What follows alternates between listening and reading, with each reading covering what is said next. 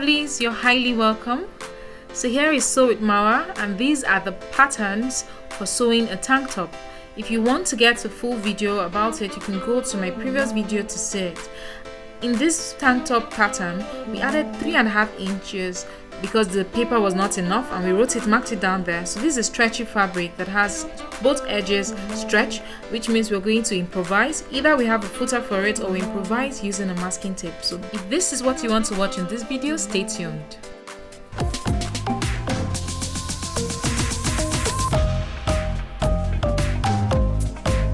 So I pinned down the pattern on the fabric.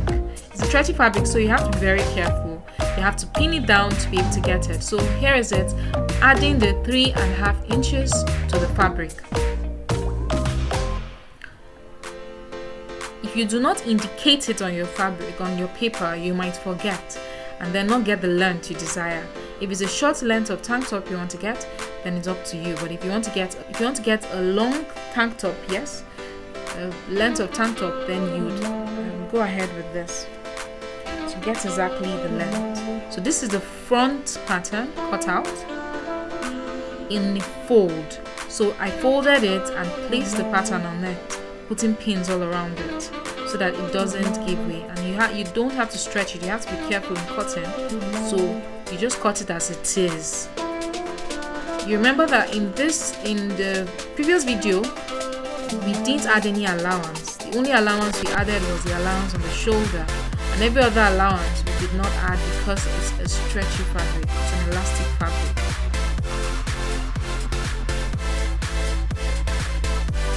So you ensure that any excess, you cut it out. Like here, the excess was cut out.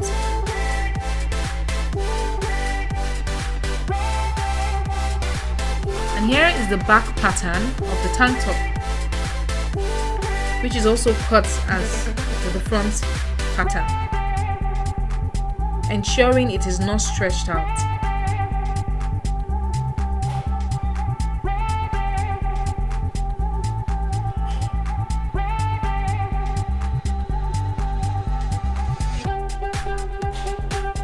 So I added the 3.5 inches for the back as well, and then cut it out.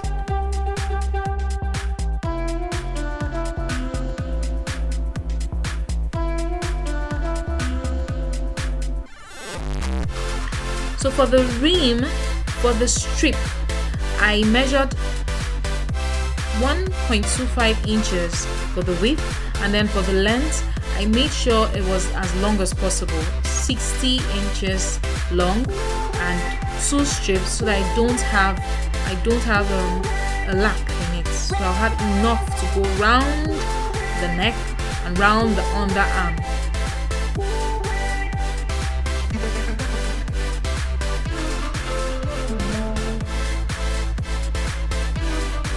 So here is the back pattern cut out. Then I placed the front pattern wrong side up and pinned it all around. So with stretchy fabric, you have to work with pins a lot. So here I sewed the dart. You remember there's a dart in the front pattern. So I measured the dart, which is 3 inches long on the side. And if there's any way you've missed it, you use your measuring tape like I just did, and then mark it and sew all the way. So you mustn't necessarily stop at 3 inches. You can go as long as, but make sure it's thin at the end, because that's how darts are sewn. So it's not so obvious or bulky at the edge. Then I joined the 2 shoulders together, the back and the front patterns together, parts together. So here is the shoulder, the first shoulder part sewn together.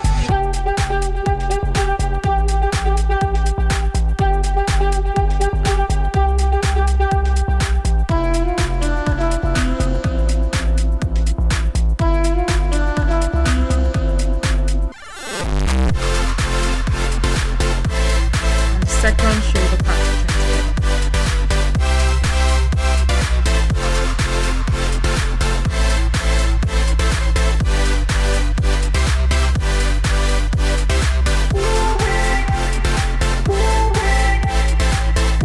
Then I sewed the parts, the sides together. So I put the sides together because I've been sewing this for a while, I can be able to do, but it's smoother if you have pins and you sew with pins, removing the pins as you sew as you go. It's less time consuming and more efficient.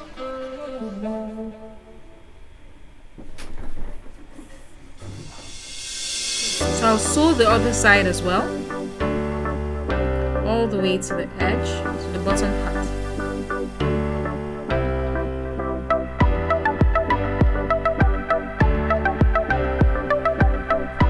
I didn't have need for the footer to improvise for the footer because it was able to sew when it involved two fabrics and it was stretched out already. But when it got to folding, the point where you have to fold, I needed to improvise. I needed the footer for sewing stretchy fabric. So in the absence of the footer for sewing stretchy fabric, here is the fold.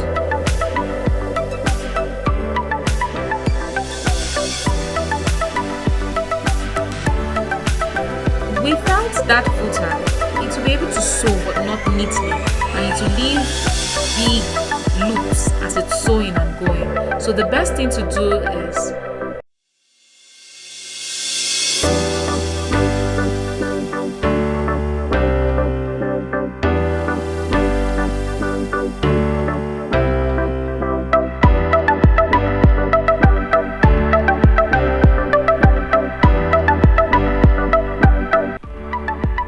I made use of this bandit.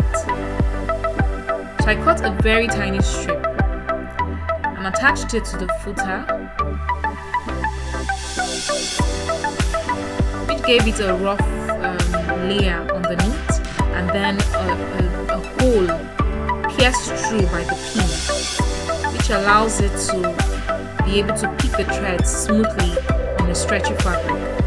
And then you also remember to tighten your bobbin so that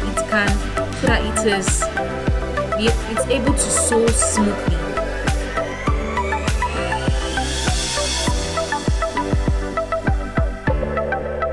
So I sewed the bottom parts of the tank top,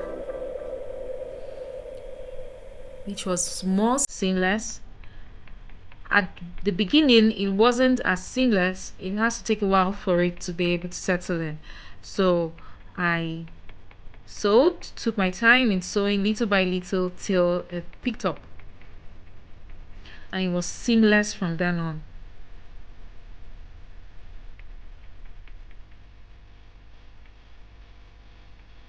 As you can see at the other end, you can see how smoothly it has sewn.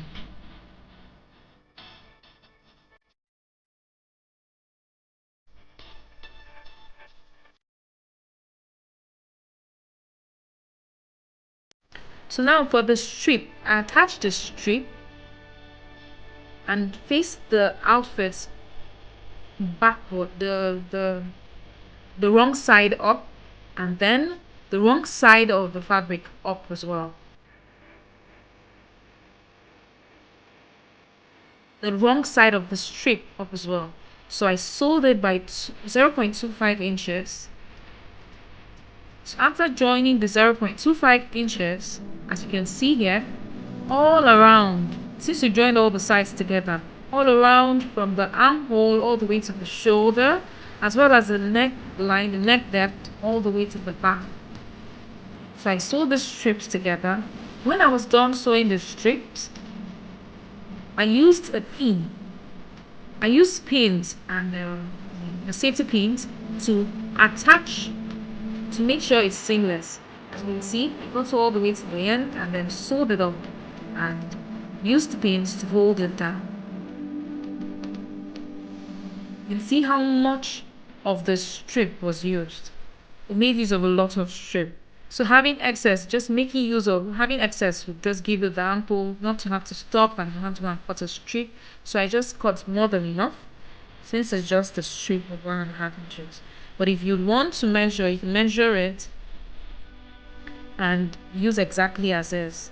So here is me removing the pins that I folded the strip up after sewing the 0.25, folded it up and covered the rough edges.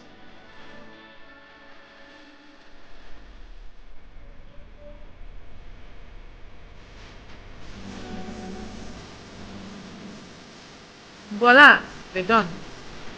So here is the outfit, front view, the back view, as well as the side. So thank you very much for watching. Stay tuned for my next video. Bye.